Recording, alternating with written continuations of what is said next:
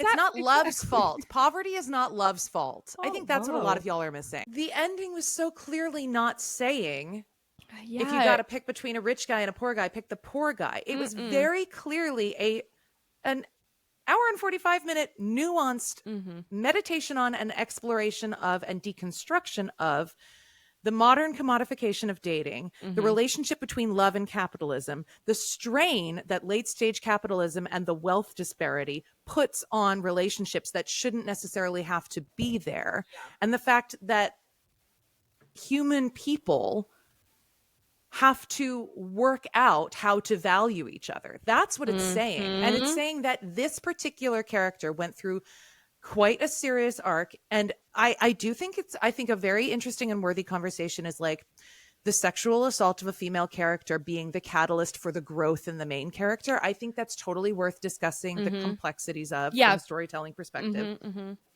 But this character went through major growth, realized that her value system was keeping her in an unhealthy place, and decided to take a risk reevaluating that value system and taking a shot on improving herself with a man who also said he's going to improve his value system. And we see that for them, it did work out. Maybe my hottest take of all is that I don't think this is a happy ending. And I actually don't think it's telling you that they work out perfectly for their entire lives forever. No, of course not. Yes, absolutely. I think it's saying that she cannot help her heart, which is fair, and this intangible thing, which is important. It would be much easier, actually, if she could. It would be way easier if she was like, I love Pedro. I love him at 5'6" or 6'2". She'd have an easier life, but she would be unsatisfied and sad. Exactly. And lonely. And that's the point, is when people are like, this is propaganda for poor people. No, because what y'all seem to want is propaganda for fucking billionaires. Right. Is that what you want? We have plenty of it. I know.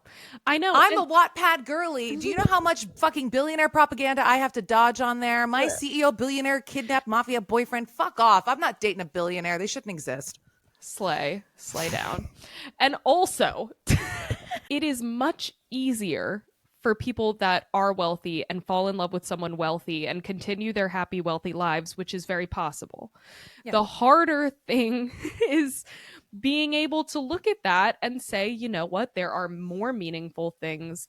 And I'm not in love, and I'm not necessarily happy. And I want someone who values me not for the numbers that say somebody looked at me and they were like, I really value you. And I was like, why? And they would be like, because your credit score is this and your whatever is this. And I would be like, ugh. I'd be horrified. But if somebody said, I value you, and I said, why? And they said, I don't really know, I just love you. Or so, that is way that's the beginning better. Of a much more meaningful conversation than because of your credit score. Yes. And because I like your taste in food. That's sometimes life.